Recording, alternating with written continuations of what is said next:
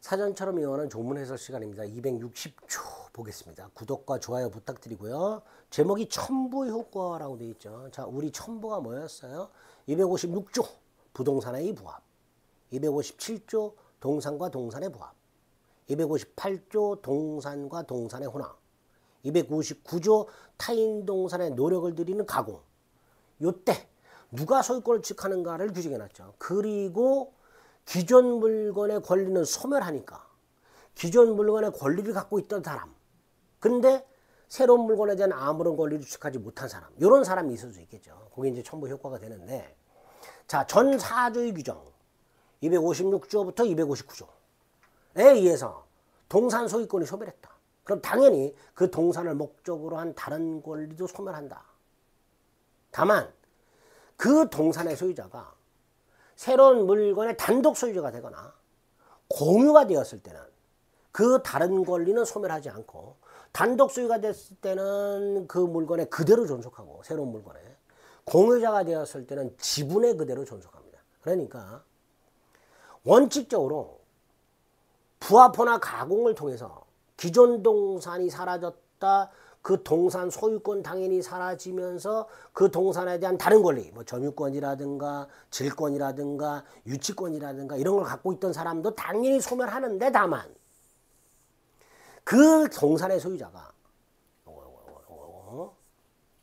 새로운 물건의 단독 소유권을 취득한 경우와 새로운 물건의 공유자가 된 때로 나눠서 단독 소유자가 됐다면 그 물건에 그대로 존속하고, 소멸하지 않고 그대로 존속하고, 공유자가 되면 소멸하지 않고 그 지분에 그대로 존속하도록 제3자 보호 규정이 있더라라고 생각하시면 됩니다. 부합호나 또는 가공이 되었을 때 기존 물건에 대한 권리를 어떻게 처리할 것인가? 첨부는 세 가지 중에 하나, 전 4조니까 256조부터 259조까지 갑의 민법 요약집과 을의 부동산 학계로 요약집을 재본해서, 부합이죠. 1차 요약집을 만들었고, 그게 을 소유일 때 갑의 민법 요약집 소유권 소멸하고, 그죠?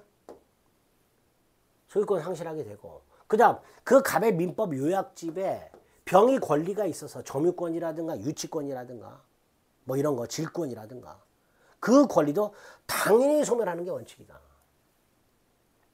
이때 권리를 상실하게 된 갑이나 병은 어떻게 되는가? 260조 2항, 아까 제3자 권리 소멸하지 않고 예외적으로 존속하는 경우가 있고요. 그 260조 2항이었었죠.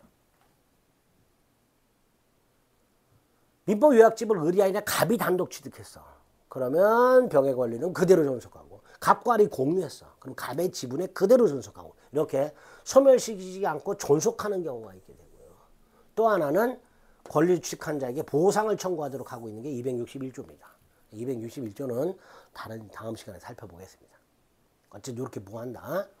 동산 소유자가 합성물 또는 가공물의 단독 소유자가 됐다. 예컨대 병의 점유권, 유치권, 질권, 동산 양도담보권의 목적인 갑의 민법 요약집과 을의 학계는 요약집이 합본해서 1차 요약집을 만들었고, 그 1차 요약집이 갑소유라면 병의 권리는 소멸하지 않고, 병의 민법 요약집 소유권을 상실하고 병의 민법 1차 요약집 소유권을 취득했을 때 병의 권리는 소멸하지 않고 그대로 존속하고, 갑과 을이 공유가 됐다, 갑의 지분에 그대로 존속하고, 그죠? 제3자 권리는 소멸이 원칙이지만 예외적으로 존속하는 경우가 260조 2항이다 라고 생각하시면 됩니다. 기출. 동산이 부동산에 부합했다. 동산 소유권자는 부합물의의 지분권 취득한다. 아니죠. 동산과 동산이 부합했을 때. 그거 말하는 겁니다. 동산 소유권은 소멸하고 제3자 권리도 소멸하는 게 원칙입니다. 그죠? 부합호나 가공이 있었을 때 기존 동산의 소유권 소멸하고 기존 동산에 관한 권리, 제3자 권리도 소멸하는 게 원칙이라는 거예요. 그러니까 동산이 부동산에 부합했을 때 그 부동산 소유자가 소유권을 취득하면서 기존 동산 소유권은 그냥 소멸하는 겁니다. 틀렸습니다. 이렇게. 그 원칙이죠. 제3자 권리가 문제가 되는 거예요. 기존 동산에 있었던 제3자 권리만 문제가 되는 거죠. 부동산에 부합하여 동산 소유권이 소멸했을 때 그 동산을 목적으로 한 질권, 소멸이 원칙이죠. 이것도.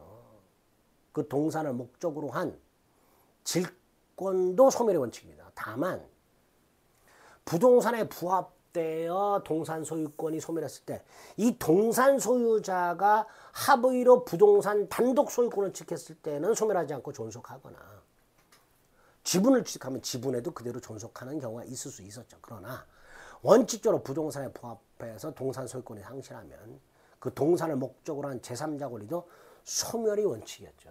틀린 지문이 될 겁니다. 자, 첨부 효과 260조 1항 기존 권리는 깡그리 소멸이 원칙 다만 예외적으로 소멸하지 않는 경우 2항이 있었고요. 그 다음에 이제 261조는 보상 청구와 관련된 조문이 나오게 됩니다. 자, 260조 첨부 효과 살펴보셨습니다. 권리 소멸과 관련된 거다.